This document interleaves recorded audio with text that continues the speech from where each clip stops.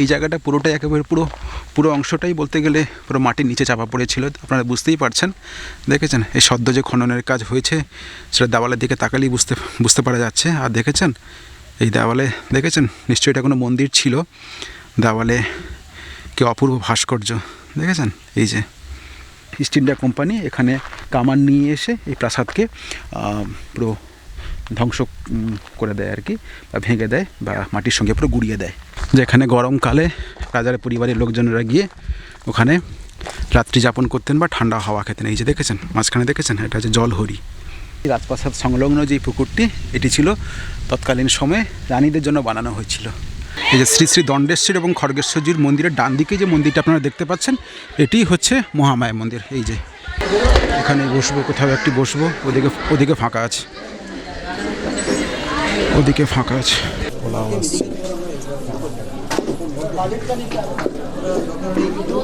Good morning, hello, good morning.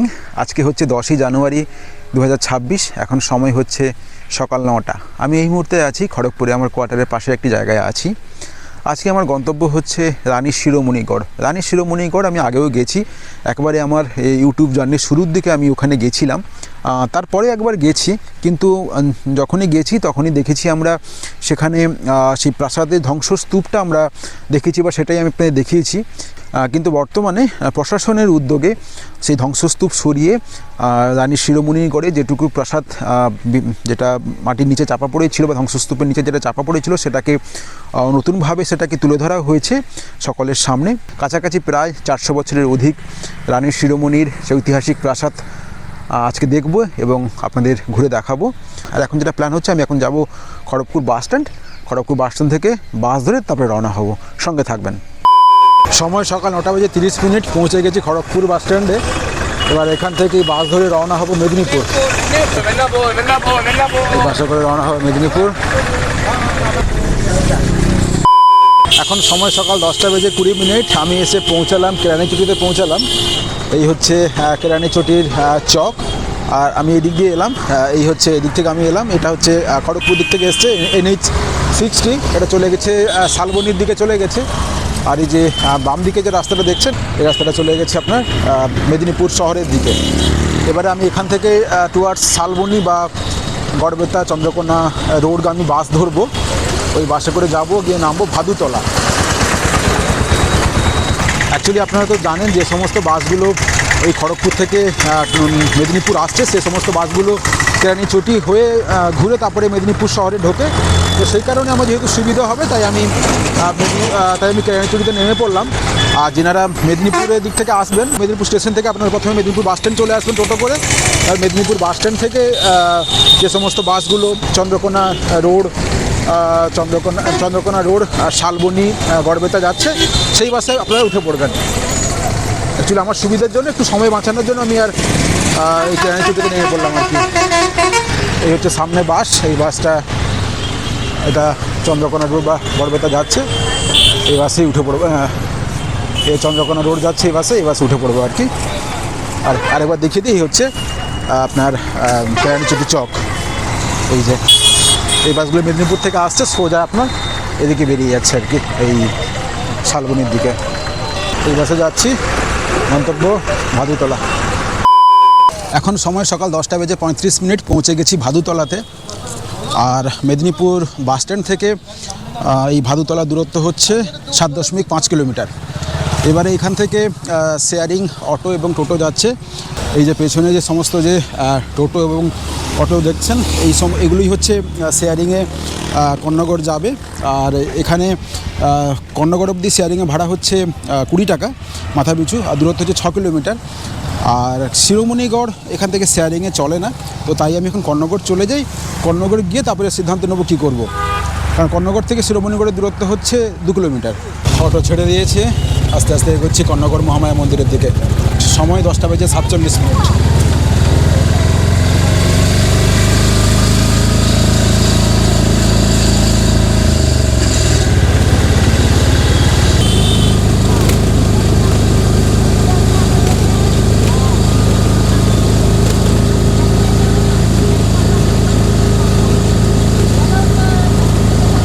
এখন সময় সকাল 11টা, এসে পৌঁছালাম কর্ণগড় মন্দিরের সামনে এসে পৌঁছালাম। এই হচ্ছে মন্দিরের গেট।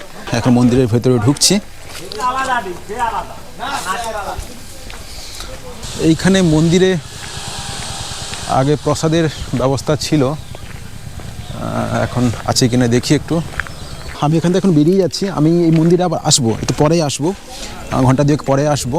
অ্যাকচুয়ালি আমার যেটা প্ল্যান ছিল যে এখানে দুপুরবেলা এখানে ভোগের প্রসাদ পাওয়া যায়।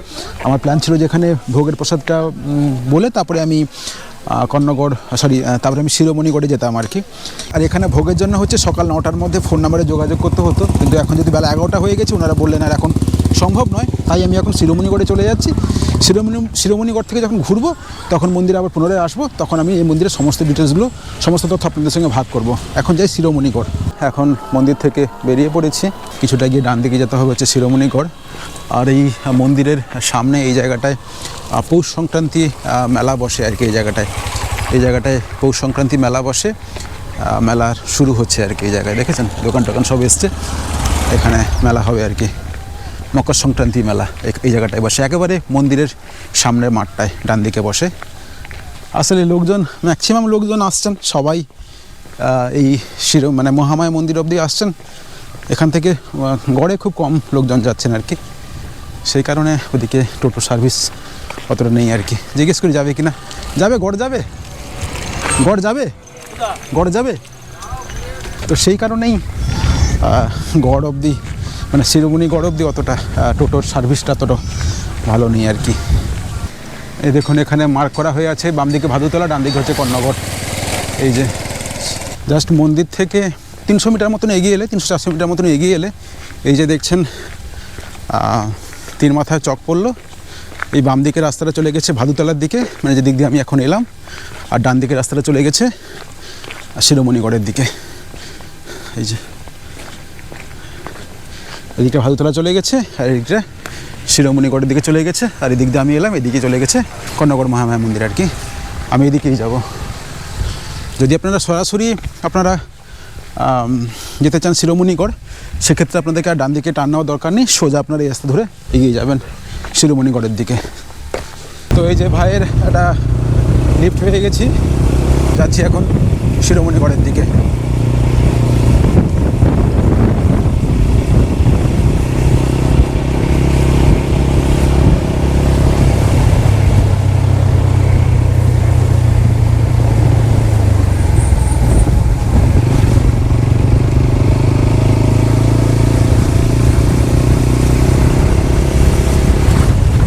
হাঁটতে হাঁটতে চলে এসেছি পারাগ নদীর পাশে চলে এসেছি। আজ থেকে 5 বছর আগে যখন আমি এসেছিলাম তখন এই ঢালাই রাস্তা ছিল না, এইখানটায় পুরো একেবারে সে ঘন জঙ্গল। এই জায়গাটায় লোকজন তখন আসতেন না, তখন এই যে সামনে যে ব্রিজ দেখছেন এই ব্রিজও তখন ছিল না। পরবর্তী সময়ে ব্রিজ তৈরি হয়েছে, তখন এই ব্রিজ ছিল না। এই হচ্ছে পারাগ নদী। আর আমি যখন এসেছিলাম তখন জুলাইয়ের শেষের দিকে এসেছিলাম, তখন এই ব্রিজ ছিল না। আমি এই পারাগ নদী পেরিয়ে আমি গড়ে গেছিলাম, যাওয়ার সময় তো চলে গেছিলাম, আসার সময় যখন ঘন্টা দুয়েক যখন পরে ফিরি তখন জলের উচ্চতা বেড়ে গেছিলো আর কি। তো সেই কারণে ফেরার সময় একটু মুশকিল হয়েছিল। আর যাই হোক না কেন সেসব দিন মনে পড়লো। ফাইনালি আস্তে আস্তে চলেছি গড়ের দিকে। এই সামনেই হচ্ছে শিরোমণিগড়ের গেট দেখা যাচ্ছে, একেবারে পারাগ নদীর পাশে। এই যে একেবারে এখন আসার জন্য দারুণ ব্যবস্থাপনা হয়েছে। এটা পরে 2021-22 নাগাদ এই সমস্ত ব্রিজ বা ঢালাইগুলো হয়ে গেছিলো। আমি কথা বলছি, আমি এসেছিলাম প্রথমে এসেছিলাম 2020 জুলাই নাগাদ আর কি, সেই সময়ের কথা বলছি। এখানে হাতি আছে? হাতি কবে এসেছিল? রোববারে এসেছিল? কতগুলো হাতি এসেছিল? এক পাল? কত 20-22টা 25টা এরকম এসেছিল? ও, এই গড়ের আর গেটের পাশে দেখেছেন সর্ষের ক্ষেত, এই যে সর্ষের ফুল ফুটেছে, দারুণ লাগছে, বাহ। আর এই হচ্ছে সামনেই হচ্ছে গেট। এখন জায়গাটা অনেক পরিবর্তন হয়ে গেছে। শিরোমণিগড়ের গেট, এখানে ঢুকবো। এই যে ম্যাক্সিমাম লোকজন সব মন্দির থেকে ঘুরে যাচ্ছেন, এখানে দেখুন লোকজন সেই অর্থে নেই, খুবই কমজন আর কি। যাই হোক এখন গেটে ঢুকছে। এই যে আমার টিকিট কাটা হয়ে গেছে। এখানে টিকিট মূল্য হচ্ছে জনপ্রতি 10 টাকা, আর সময়সূচি হচ্ছে সকাল 9:30 থেকে বিকেল 5টা অবধি।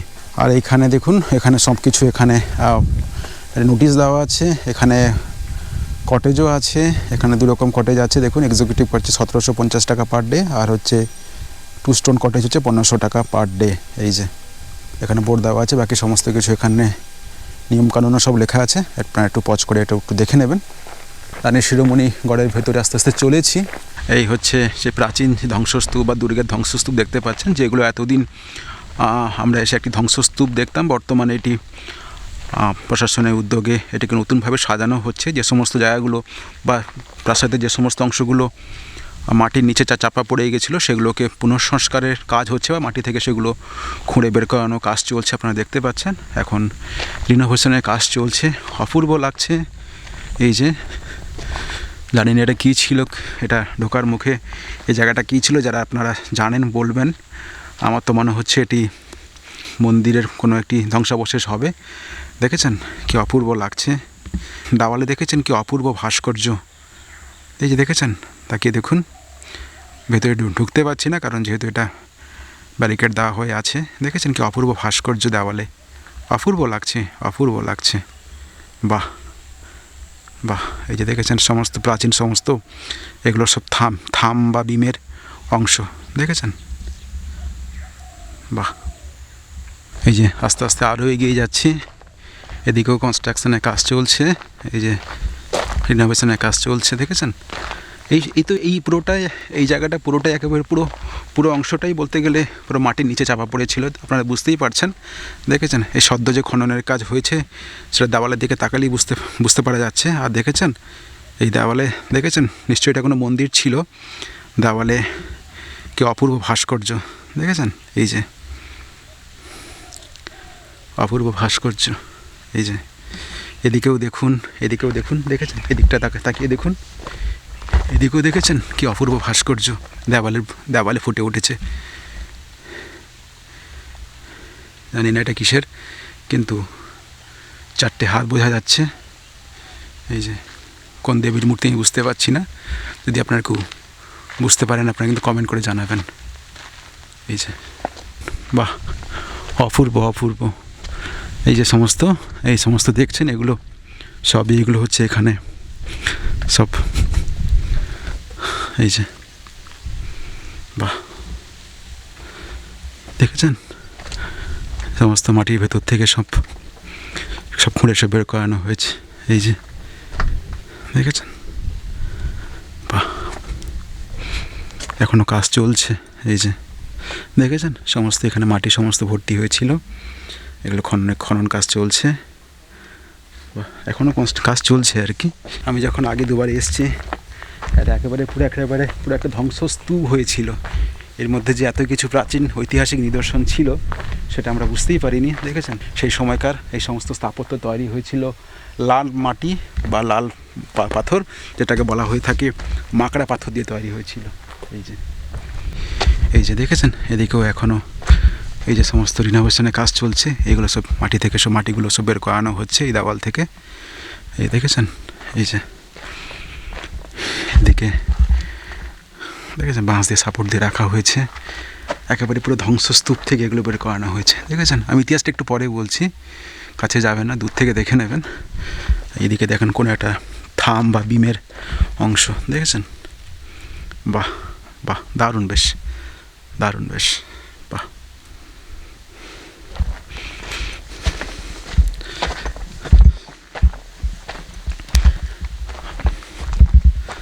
দারুণ লাগছে, ঘুরে যাচ্ছি। এই যে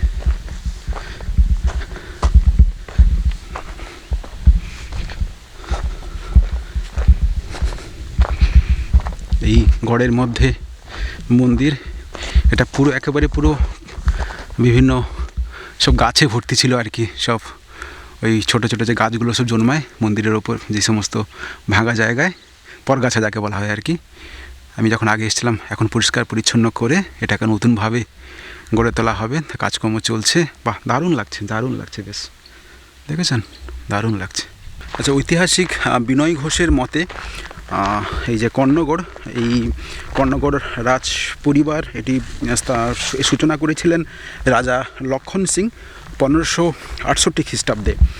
পরবর্তী সময়ে এই রাজ্য শাসন করেন বা পরবর্তী সময়ে রাজা হন লক্ষণ সিংয়ের পরে রাজা হয়েছিলেন রাজা শ্যাম সিং, তারপরে রাজা ছোট্টু রায়, তারপরে রাজা ছিলেন রঘুনাথ রায়, রাজা রাম সিং, রাজা যশবন্ত সিং এবং পরবর্তী সময়ে রাজা হন অজিত সিং।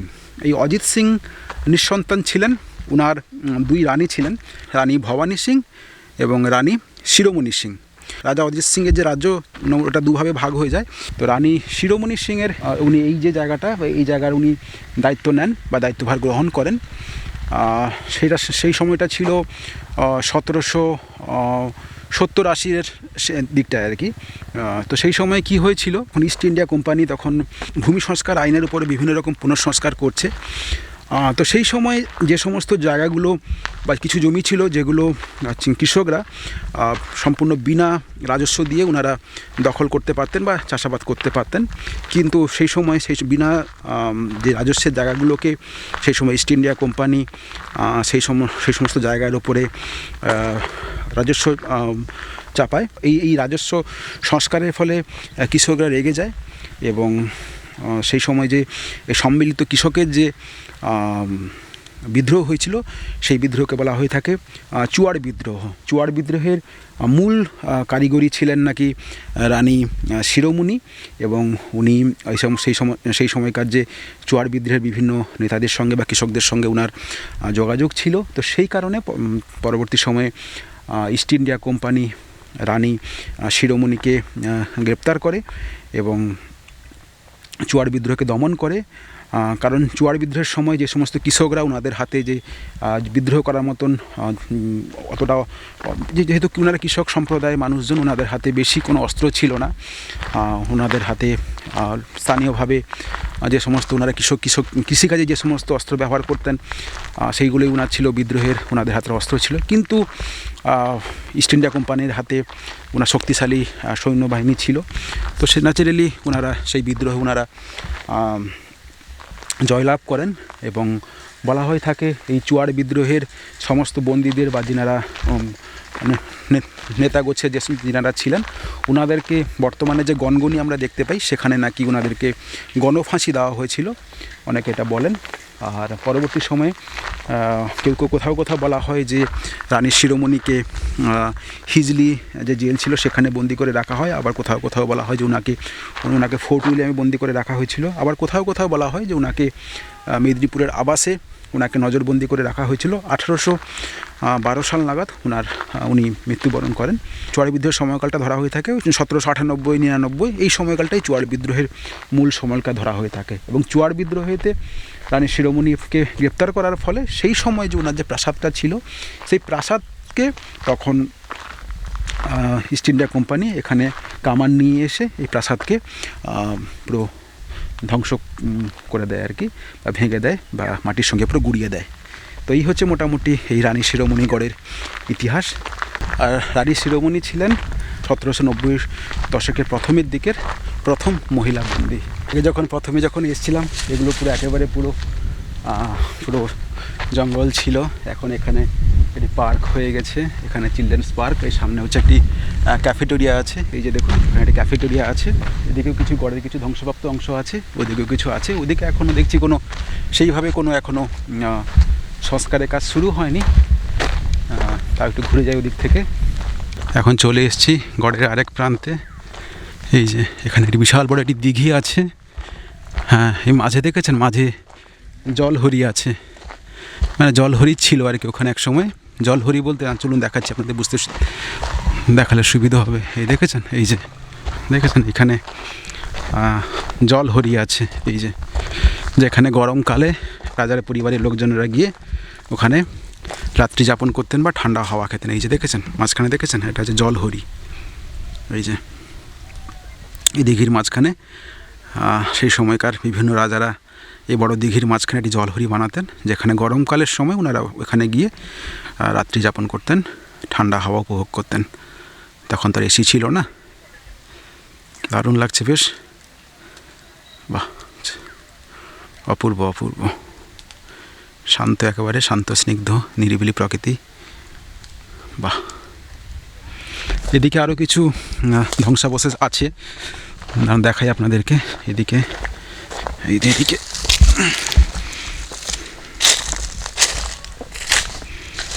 এখানে কিছু ধ্বংসাবশেষ আছে রাজ পরিবারের, দেখেছেন? যে জায়গাগুলো আমি আপনাদের এতক্ষণ দেখালাম ওদিকে, যেগুলো এখন খনন কার্য হচ্ছে, সেগুলো ঠিক এইভাবেই পড়েছিল আর কি, এইভাবেই পড়েছিল। এখন সেগুলো পুনঃসংস্কারের কাজ চলছে। আর এই দিকটা হয়তো আগামী দিনে এগুলো খনন কার্য করা হবে আশা করি। দেখেছেন? বাহ, ঘুরে যাচ্ছি, দেখে যাচ্ছি ঐতিহাসিক জায়গা রানী শিরোমণিগড়। কত ইতিহাস এখানে লুকিয়ে আছে, তাই না? এই প্রাসাদের মাঝখানে দেখেছেন, এই পুরোটাই প্রাসাদ ছিল। এই প্রাসাদের কোণে এখানে হচ্ছে একটি ছোট পুকুর মতন আছে, পুরো একেবারে সান দিয়ে পুরো লাল পাথরের বাঁধানো একটি পুকুর। আমার যেটুকু ধারণা, এই যে পুকুরটি, রাজপ্রাসাদ সংলগ্ন যে পুকুরটি, এটি ছিল তৎকালীন সময়ে রানীদের জন্য বানানো হয়েছিল। আমার যেটুকু ব্যক্তিগত অভিমত, ভুলও হতে পারে, জানি না। আপনারা যদি কেউ জানেন, আপনারা কিন্তু কমেন্ট লিখে জানাবেন। আচ্ছা, আরেকটি কথা আমি পড়ছিলাম, এখানে নাকি এই খনন কার্য করার সময় একটি পাদুকা একটি আবিষ্কার হয়েছে, বা পাদুকা আবিষ্কার না, পাদুকা একটা খুঁজে পাওয়া গেছে এই ধ্বংসস্তূপ থেকে। কোথাও কোথাও বলা হয়ে থাকে হচ্ছে যে ওটা নাকি দ্বাররক্ষীর পাদুকা, আবার কোথাও কোথাও বলা হচ্ছে ওটি তৎকালীন সময়ে জৈন বা বৌদ্ধ ধর্মের প্রভাব ছিল, সেই সময়ের পাদুকা হতে পারে। আবার কোথাও কোথাও বলা হচ্ছে, কেউ কেউ বলছেন যে ওটা যে স্তম্ভ বা যে থাম বা পিলার হয়, তার নিচের দিকের অংশ আর কি, পাদুকা পাওয়া গেছে, যেটা এখন কোনো মিউজিয়ামে সেটি সংরক্ষিত আছে।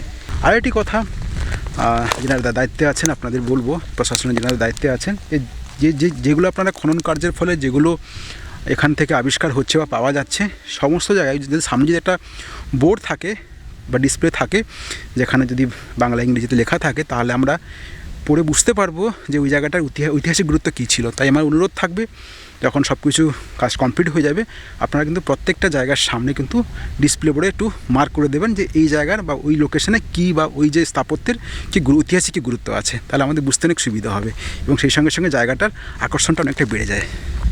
এটা আমার তরফ থেকে একটি ছোট্ট সাজেশন। আর এখানে যে কটেজ যেগুলো আছে থাকার জন্য, আমি জিজ্ঞেস করলাম ওখানে যে স্টাফেদের যারা কাউন্টারে ছিলেন, ওনারা বললেন যে ওগুলো কটেজগুলো এখানে এসে স্পট বুকিং করা যায়। আর খাওয়া দাওয়ার জন্য এখানে ক্যাফেটেরিয়া আছে, সেখান থেকে খাবারের বন্দোবস্ত হয়ে যায়।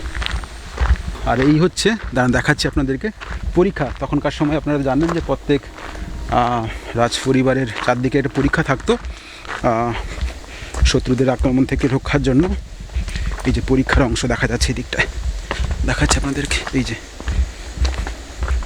এই দিকটা হচ্ছে এই যে পরীক্ষা, দেখেছেন? এই যে পরীক্ষা, এই যে পরীক্ষা। আর এগুলো মনে হচ্ছে কটেজ, মনে হচ্ছে থাকার জন্য। এই যে কটেজ থাকার জন্য বন্ধ দেখছি, লোকজন এখানে কেউ নেই। এই যে এই হচ্ছে পরীক্ষা, এই যে দেখেছেন, এই হচ্ছে পরীক্ষার অংশ। এই যে এটা পরীক্ষার অংশ ছিল, পরীক্ষা এগুলো চারদিকে আছে পরীক্ষা। আমি দীঘির পূর্ব প্রান্তে ছিলাম, আমি এখন দীঘির পশ্চিম প্রান্তে চলে এসেছি। চারদিকে খুব হাঁটার খুব সুন্দর জায়গায় আছে, গাছপালা ঘেরা জায়গার মধ্যে আপনারা হাঁটুন, দারুণ লাগবে। দেখেছেন? অপূর্ব সুন্দর জায়গা, দেখেছেন? দারুণ লাগছে বেশ। আসুন, বসুন, গল্প করুন। এই যে দেখুন, এখানে সমস্ত বসার জায়গা আছে, এখানে আপনারা আসুন, সময় কাটান, দারুণ লাগবে। এই যে দেখেছেন, বসার জায়গা আছে। বাহ, এই হচ্ছে দীঘির। আমি ওপারে ছিলাম, হাঁটতে হাঁটতে আবার এপারে চলে এসেছি। বাহ, দারুণ লাগছে। বাহ, অপূর্ব অপূর্ব। জায়গাটা ভালোই লাগছে। মানে আমি এর আগেও এখানে এসেছি, আর প্রায় বছর 2-3 আগে, তখন এইগুলো ছিল না। আর ওই রকম যেরকম দেখা যাচ্ছে ওরকমভাবে অবস্থাতে ছিল, তখন ডিবির মতো ছিল আর কি। হ্যাঁ, তো এমনি জায়গাটা খুব একটা খারাপ নয়, যদি প্রিজার্ভ করা যেত তাহলে আরও বেশি ভালো হতো আর কি। কাজ চলছে, সেটাই এতদিন পরে, মানে গভর্নমেন্ট আগে থেকে নিয়েছিলেন, তো এখন আবার হয়তো ভালো করে হয়তো শুরু হচ্ছে কিছু একটা। ভালো লাগছে, এবার হয়তো পুরোটা হলে আরও ভালো করে বোঝা যাবে আর কি সেটা। এখন তো ঠিকঠাকই লাগছে সব কিছু। আমি বেলপাহাড়ি থেকে এসেছি, সুশান্ত মণ্ডল। শিরোমণিগড় থেকে বেরিয়ে পড়েছে, এখন গন্তব্য হচ্ছে কর্ণগড় মহামায়া মন্দির। আর শিরোমণিগড়ের যে রাজারা ছিলেন, যে সিং পরিবারের রাজারা যাদের কথা বললাম, ওনাদের সময়ই বা ওনাদের রাজ পরিবারের সময়ই এই কর্ণগড় মহামায়া মন্দির গড়ে উঠেছিল। মনে করা হয় যে রাজ পরিবারের কুলদেবতা ছিল কর্ণগড় মহামায়া বা দেবী দুর্গা। এখন সময় দুপুর 1টা, পৌঁছে গেছি কর্ণগড় মহামায়া মন্দিরের সামনে, আবার পুনরায় পৌঁছে গেছি। এখানে গাড়ি পার্কিংয়ের ব্যবস্থা আছে। বড় গাড়ি হচ্ছে 50 টাকা, 3 চাকা ও 4 চাকা হচ্ছে 20 টাকা, আর মোটর সাইকেল হচ্ছে 10 টাকা। ভালোই লোকজনের ভিড় আছে এই শনিবারের বারবেলায়।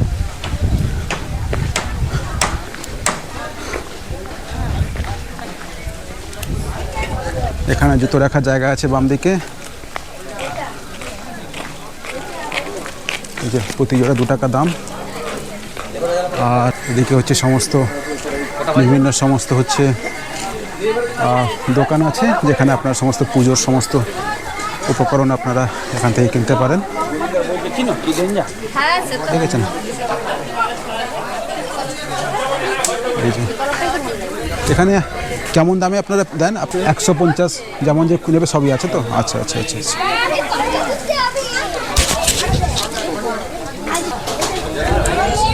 এই যে এখানে টিফিনের দোকান আছে বাম দিকে। এই যে আর পেছনে যেটা বিল্ডিংটা দেখছেন, এটা হচ্ছে মহামায়া অতিথি নিবাস। এই যে এটা হচ্ছে মহামায়া অতিথি নিবাস। আর এখানে আমি তো আগেই বলেছি, এখানে সকাল 9টার মধ্যে ফোন করে ভোগের জন্য বুকিং করতে হয়। আর যে নাম্বারে আপনারা যোগাযোগ করবেন, সে নাম্বারটা আপনারা স্ক্রিনে দেখতে পাচ্ছেন। আপনারা ওই নাম্বারে সকাল 9টার মধ্যে যোগাযোগ করে নেবেন প্রসাদ খেতে হলে। আর এই হচ্ছে মন্দিরের সময়সূচি। এই হচ্ছে মন্দিরের সময়সূচি। আচ্ছা, সকালবেলা যখন আমি প্রথমে এসেছিলাম, তখন আমি জিজ্ঞেস করেছিলাম যে তখন আমি একা আছি, কুপন হবেই পাওয়া যাবে কি না। উনি বলেছিলেন যে না, আপনি পরে আসুন, 1টার দিকে আসুন। তো এখন এলাম, ওনাকে অনুরোধ করলাম। তো আমি যেহেতু একা আছি, তাই একটা কুপন আমাকে উনি দিলেন আর কি প্রসাদের জন্য। আর প্রসাদের দাম হচ্ছে, প্রসাদের মূল্য হচ্ছে 60 টাকা জনপ্রতি।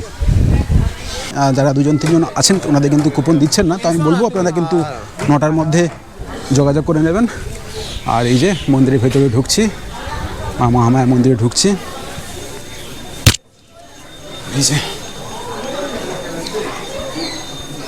এই যে এই হচ্ছে মন্দিরের কম্পাউন্ড। এই যে ভালোই লোকজন আছে। আর যেটা আমরা সবসময় ভুল করি, আসলে আমরা দূর থেকে এই মন্দিরটা বড় মন্দির লাগে, আমরা এটাকে ভেবে বসি এটা মহামায়া মন্দির। আসলে এই মন্দিরটা কিন্তু মহামায়া মন্দির নয়, এটি হচ্ছে শ্রী শ্রী দণ্ডেশ্বরী এবং খড়গেশ্বর জিউ মন্দির। এই যে এটি হচ্ছে শ্রী শ্রী দণ্ডেশ্বরী এবং খড়গেশ্বর জিউর মন্দির। আর পাশে হচ্ছে এটি হচ্ছে মহাবীর মন্দির। এটি হচ্ছে মহাবীর মন্দির। এই যে শ্রী শ্রী দণ্ডেশ্বরী এবং খড়গেশ্বরজির মন্দিরের ডান দিকে যে মন্দিরটা আপনারা দেখতে পাচ্ছেন, এটি হচ্ছে মহামায়া মন্দির। এই যে মন্দিরটি দেখতে পাচ্ছেন, এটি হচ্ছে মহামায়া মন্দির। এই যে ডান দিকে এখানেই হচ্ছে, এই যে দেখেছেন, এটি হচ্ছে মা মহামায়ার মন্দির। এই যে মা মহামায়ার মন্দির।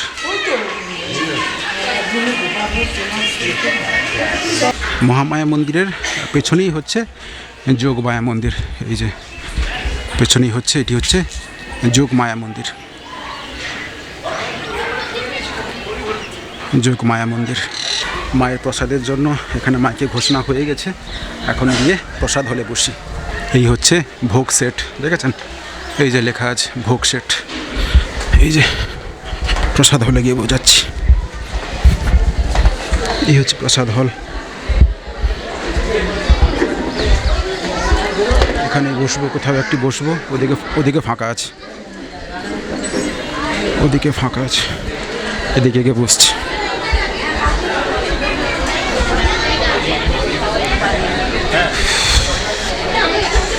আর এখানে প্রসাদ মোটামুটি ওই 1:15 নাগাদ মাইকে অ্যানাউন্স হলো প্রসাদ বিতরণ হবে। আলু ভাজা আসছে,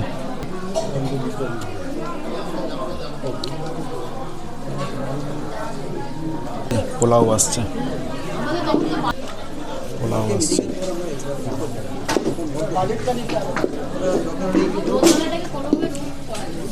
খিচুড়ি আসছে, খিচুড়ি।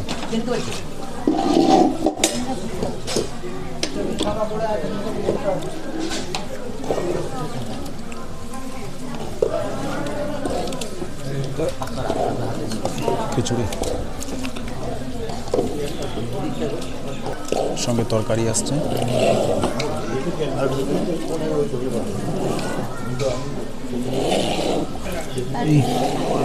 আলু আলু বরবটি গাজর টাজর দিয়ে একটা তরকারি আর কি।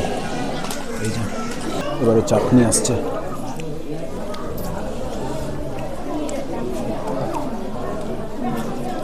সবশেষে পায়েস আসছে।